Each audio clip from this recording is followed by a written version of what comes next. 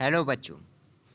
आज हमारा combustion chapter का लेक्चर नंबर 2, जिसमें हम चालू करेंगे टाइप्स ऑफ कंबस्टन से कि हमारा कंबस्टन कितने प्रकार के होते हैं। इससे पहले हमने काफ़ी सारी चीज़ें सीखी। आई होप आप लेक्चर 1 देखे होंगे। तो चलिए आज हम टाइप ऑफ कंबस्टन के बारे में बात करते हैं। तो टाइप ऑफ कंबस्टन हमारे 4 प्रकार के होते हैं। चारों का अलग अलग महत्व है। उस महत्व को जानते हुए हम चैप्टर की स्टार्ट करते हैं। स्लो कंबस्टन फर्स्ट जो आता है हमारा, वो है हमारा स्लो कंबस्टन। तो चलिए हम स्लो कंबस्टन को समझते हैं कि स्लो कंबस्टन हमारा होता क्या है। When a combustible material burn at a slow or moderate rate, it's combustion is called slow combustion. Slow combustion usually occur when there is insufficient supply of air. Therefore, such a combustion never get really complete. Burning of cow dung, cake, wood, etc. are example of slow combustion. तो चलिए slow combustion हम उस combustion को कहते हैं जो हमारा slow or moderate rate पे जलता है। क्यों जलता है? क्यों इनसफिशियंट सप्लाई ऑफ एयर, उसे ज़्यादा अमाउंट में एयर का सप्लाई नहीं मिल पाता। ये एक कारण है। ये कारण आप याद कर लो। जैसा कि आप देख रहे हैं सेकंड पैराग्राफ में, slow combustion usually occur when there is insufficient supply of air. Example में हमारा है cow dung cake. Okay, cow dung का जो केक रहता है या वुड। अब इनसफिशियंट सप्लाई एयर के कारण जो है हमारा क्या होता है, इसका एक प्रॉब्लम, ये पूरा नहीं जल पाता है। Okay, really complete, never get really complete. Okay, तो ये होता है हमारा स्लो कंबस्टन। स्लो कंबस्टन में इनसफिशियंट सप्लाई ऑफ एयर होता है जिसके कारण वो स्लो कंबस्टन होता है और वो पूरा तरह से कंप्लीट कंबस्टन नहीं होता है। एग्जाम्पल आप देख लिए वुड, कोई बड़ी बात नहीं है। अब रैपिड कंबस्टन समझते हैं। रैपिड का मतलब होता है fast. When a combustible substance burn at a fast rate, its combustion is called rapid combustion. Gaseous fuel generally undergo rapid combustion. कहता है अब ऐसा कंबस्टन जो फास्टली हो, जो फास्ट से जो जल्दी जले उसे कहते हैं रैपिड कंबस्टन। जो कम जल्दी जले, जिसका स्पीड जलने का कम हो, उसे कहते हैं, देखिए द रेट है यहाँ पे, तो उसे हम कहेंगे द स्लो कंबस्टन। अब गैसियस फ्यूल जो है हमारा, वो रैपिड कंबस्टन के एग्जांपल में आता है, इसलिए क्योंकि आप जब अपने घर में एलपीजी से खाना पकाते होगे, क्या वो धीरे धीरे जलता है या जलने के बाद कुछ छोड़ता है क्या? कुछ रेसिड्यू अपने पास रखते हैं क्या? कुछ मटेरियल जलने के बाद रखता है क्या? चलिए समझते हैं और इसके बारे में। Rapid combustion occur when there is sufficient supply of air. देखिए उसमें इनसफिशिएंट के कारण स्लो कंबस्टन था, अब सफिशिएंट के कारण इसमें रैपिड कंबस्टन हमारा आ गया है, क्योंकि यहाँ पे सफिशिएंट एयर का सप्लाई हो रहा है। The combustion in such a case is complete. और कंबस्टन यहाँ पे कंप्लीट होगा, वह कोई भी मटेरियल छोड़ने वाला नहीं होगा, पूरी तरह से जल जाएगा।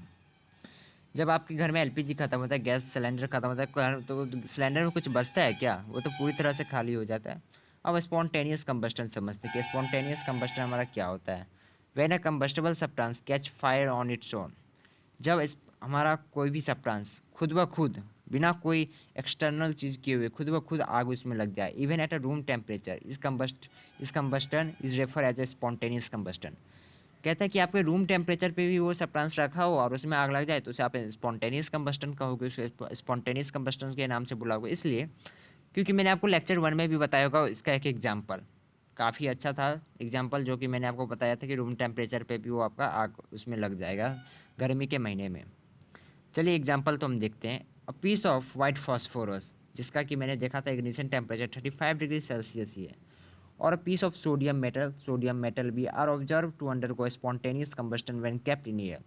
तो सोडियम मेटल और वाइट फॉस्फोरस को जब आप रूम टेम्परेचर पे रखोगे तो उसमें खुद ब खुद आग लग जाएगा, इसलिए उसे क्या है, इसलिए उसे कैरोसिन में रखा जाता है।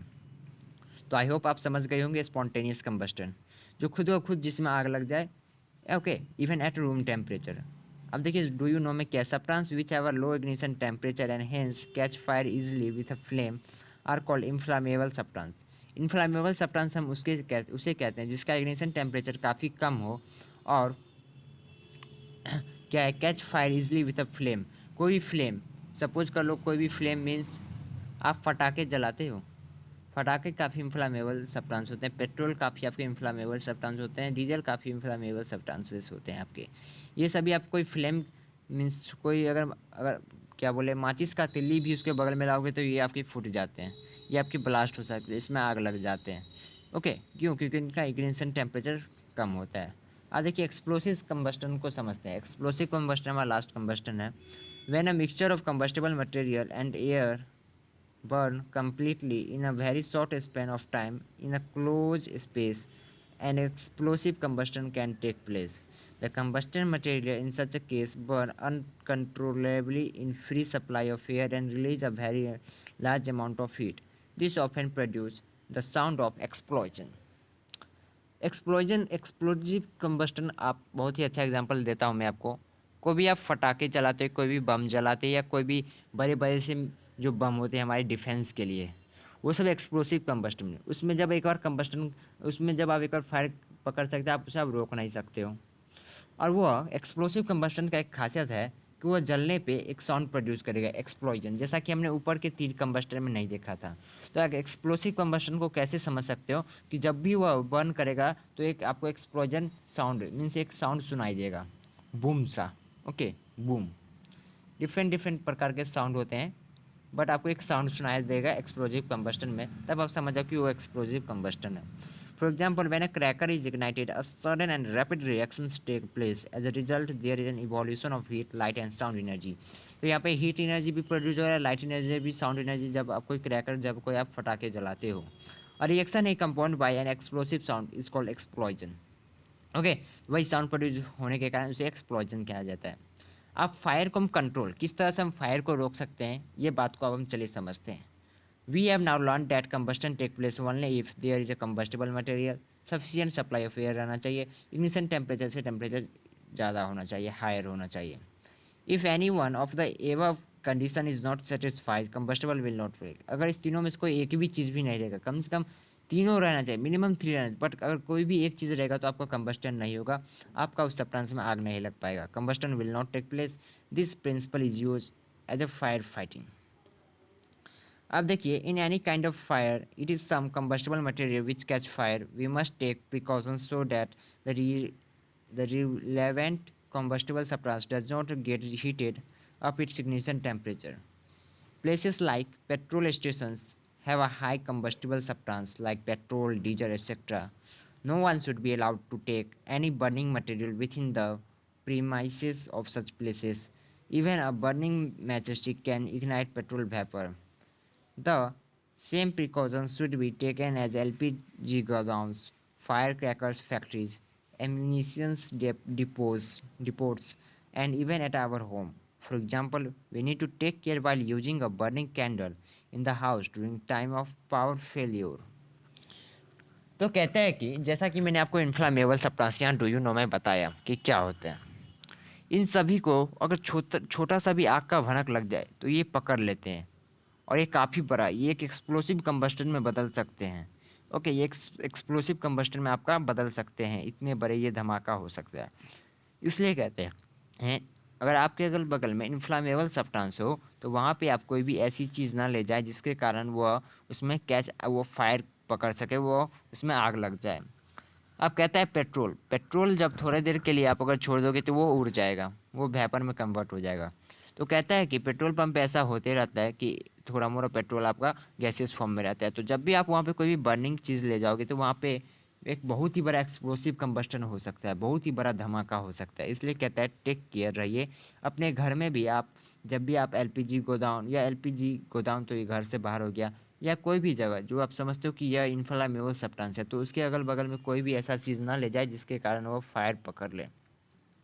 A fire that has started can be extinguished by either cutting off supply of air or by lowering temperature of the combustible substance below its ignition temperature. आप कहता है कि कोई भी सब्सटेंस में फायर पकड़ लिया था, मुझे 2 प्रकार से रोक सकते हैं, या तो सब एयर का सप्लाई रोक सकते हैं, या उसके इग्निशन उस सब्सटेंस का जो है इग्निशन टेम्परेचर कम कर सकते हैं। मीन्स हीट जो है उसके इग्निशन टेम्परेचर से, उसके टेम्परेचर को जो है इग्निशन टेम्परेचर से कम कर सकते हैं। ये 2 मेथड हैं। For example, if the clothes of a person catch fire, the person should be immediately wrapped a thick blanket. This will cut off the supply of air and fire would stop die down.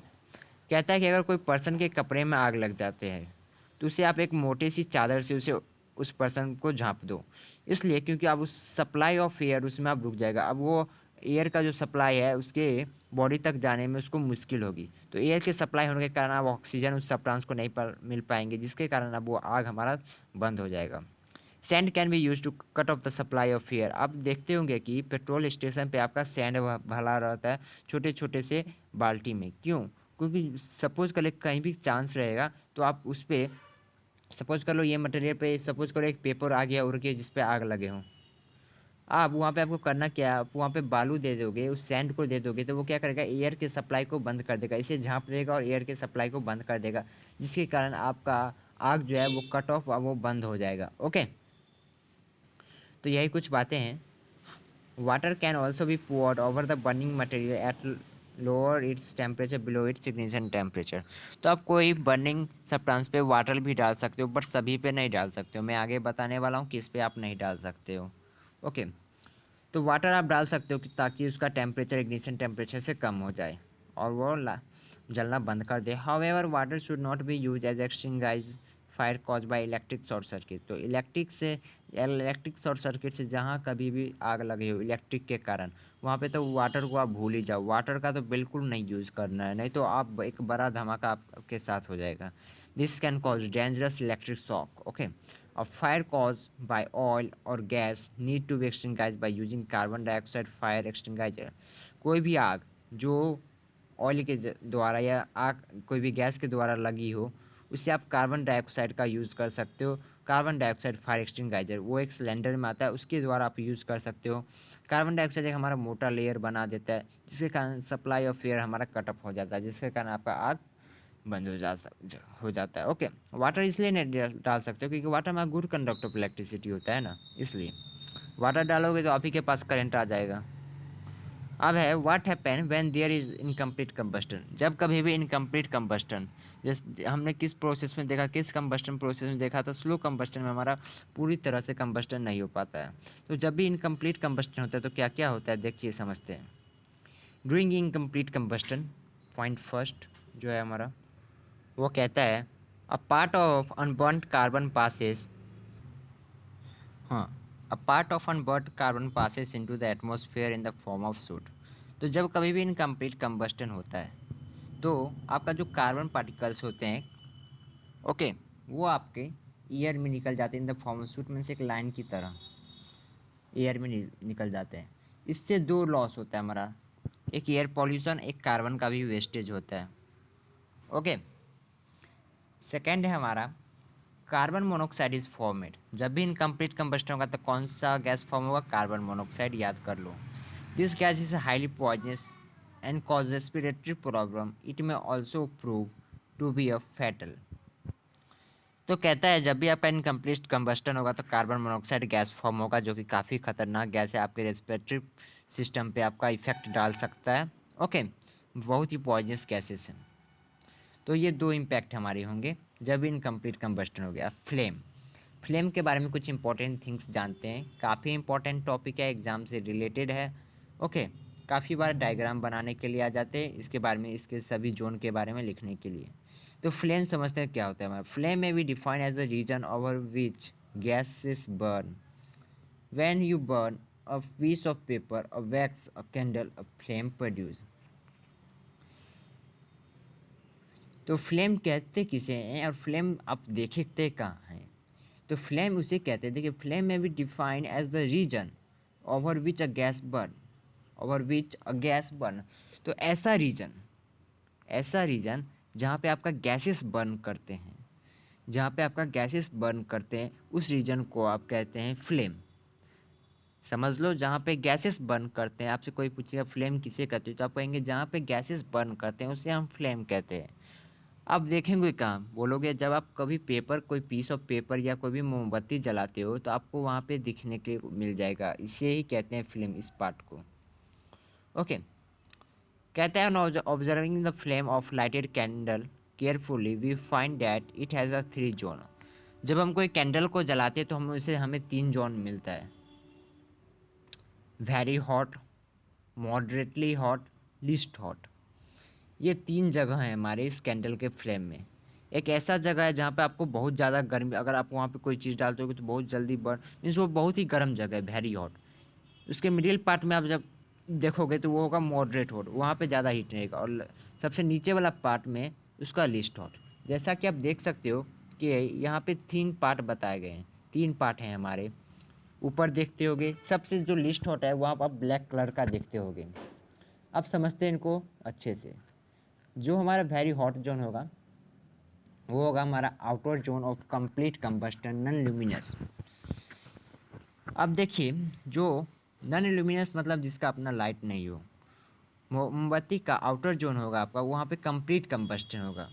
जो moderate zone होगा वहाँ पे middle zone of partial combustion होगा, means थोड़ा combustion होगा थोड़ा नहीं होगा। ल्यूमिनस येलो, आपको ये येलो कलर का एक लाइट प्रोड्यूस कर देगा। आप समझ लो वो मिडिल कम जोन है आपका। आज आप अपने घर पे जला के देखो आराम से और उसको ऑब्जर्व करो।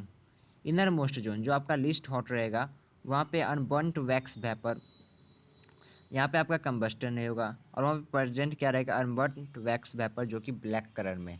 तो मोमबत्ती से जो ब्लैक कलर का आपका प्रोड्यूस होता है लाइट जो कार्बन, उसे वो हमारा इनर लिस्ट जो हॉट से होता है। ओके, तो और अच्छे से डिटेल से जानते हैं इनर मोस्ट जोन को। The zone consist of unburnt wax vapour given off by the molten wax, it is the coldest part of the flame. तो अनबर्न्ट कार्बन प्रेजेंट रहते हैं वहाँ पे, और यह हमारा फ्लेम का सबसे कोल्डेस्ट पार्ट है। सेकेंड है मिडिल जोन और luminous zone.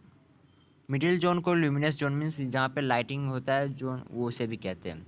In this zone partial combustion of wax vapour take place with the liberation of a lot of energy. तो कहता है कि हमारा जो मिडिल जोन या ल्यूमिनस जोन है, यहाँ पे पार्शियल कंबस्टन होता है, मीन्स कंप्लीट कंबस्टन नहीं होता है, पार्शियली कंबस्टन होता है। ओके, और काफ़ी सारे हीट एनर्जी प्रोड्यूस होते हैं यहाँ पे, जो कि गर्म होता है हमारे इनर मोस्ट जोन से। This zone of the flame is hotter then darker inner zone and it is yellow in colour. तो डार्कर मीन्स हमारे इनर जोन से, इनर मोस्ट जोन से ये जो है काफ़ी हॉटर रहते हैं और येलो कलर के लाइट प्रोड्यूस करते हैं। थर्ड है हमारा outer most zone non luminous zone. It is a zone of complete combustion of wax vapour and carbon particles. यहाँ पे कार्बन पार्टिकल्स पूरी तरह से जल जाते हैं।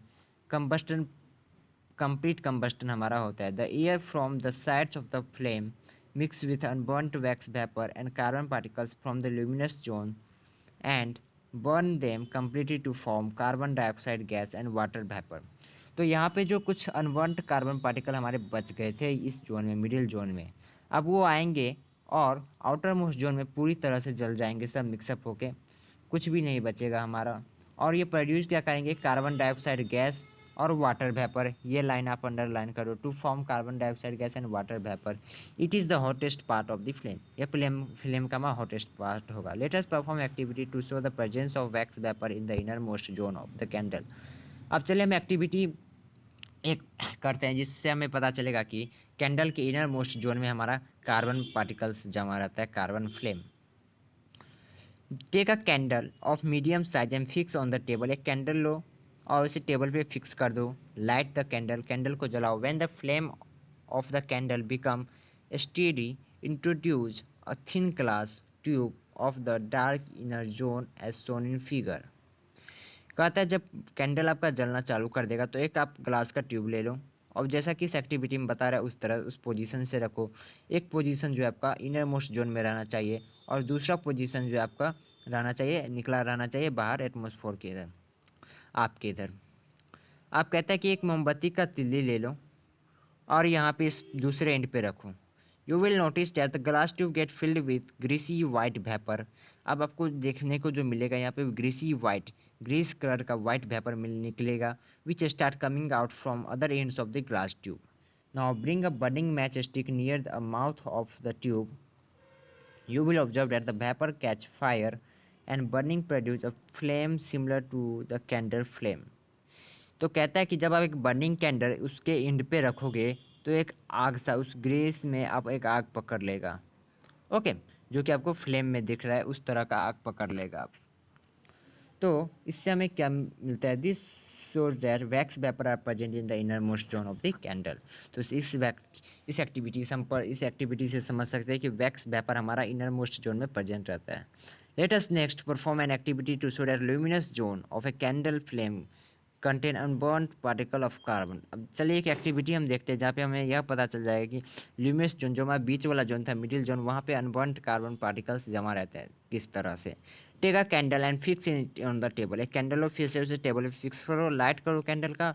Now introduce a clear glass slide into the luminous parts of the flame by holding it with a pair of tongs. Hold the slide of in the same position for about 40 seconds and then remove it. कहता है glass का piece ले लो और उसे आप रखो flame के ऊपर एक टोंग के जरिए, कोई भी मटेरियल जिसे आप पकड़ सकते हो जिससे आपका आग हाथ ना जले। तो आप देखोगे कि अनबर्न्ड कार्बन पार्टिकल्स आप कुछ देर में आप देखो क्या ऑब्जर्व करोगे। You will observe a circular grace black ring formed on the glass sides in which there is no deposition of the middle of the ring. The black deposition due to the unburnt carbon particles in the luminous zones of the flame. The center of the rings does not have any carbon particles because this part was over the dark inner zone which does not have unburnt carbon particles. तो जब आप उसे 40 second के लगभग रखोगे तो आप फिर जब उसे हटाओगे तो देखोगे कि ये ब्लैक कलर का आपको एक रिंग टाइप का फॉर्म होगा। और जब इसे आप केयरफुली ऑब्जर्व करोगे तो आप देखोगे सेंटर में कुछ नहीं, सेंटर में आपको वाइट कलर का ही रहेगा। आप इसके बस बगल में जो है आपको ये जो सपोज करो ये रिंग है, ये भी रिंग है हमारा। ओके, आप देखोगे कि ये तो ये हमारा यहाँ पे पूरा ग्रेस है, बट यहाँ पे ये एरिया जो है हमारा ये वाइट है। ये एरिया वाइट क्यों है? क्योंकि जैसा कि हमने देखा था कि ये हमारा सबसे आउटर मोस्ट जोन होता है जहाँ भी कंप्लीट कंबस्टन होता है, तो यहाँ पे हमारा कुछ भी नहीं हुआ, इसके पोजीशन में हमारा कुछ भी नहीं हुआ। बट जो मिडिल जोन था हमारा वहाँ पे अनबर्न्ड कार्बन प्रेजेंट था जिसके कारण वहाँ पे हमारा ग्रेस ब्लैक दिखने को मिल गया। ओके, तो आप देख रहे होगे कि यहाँ पे सेंटर में इसलिए नहीं कुछ है क्योंकि वहाँ पे हमारा कंप्लीट कंबस्टन, वहाँ पे आउटर मोस्ट हमारा कंप्लीट कंबस्टन होता है, यही बात कही गई है। तो letter perform an activity to show that non luminous outer zone is the hottest part of the candle.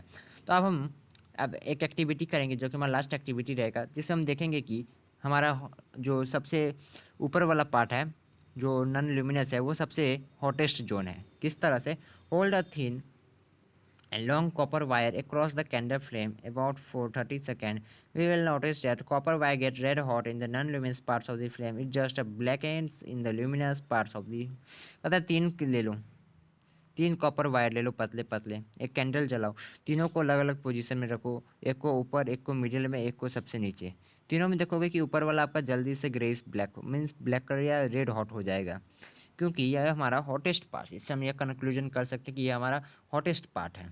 Okay, इसके साथ है हमारा फ्यूल एंड कैलोरीफिक वैल्यू जिसे अब हम अगले लेक्चर में देखने वाले हैं। Thank you very much.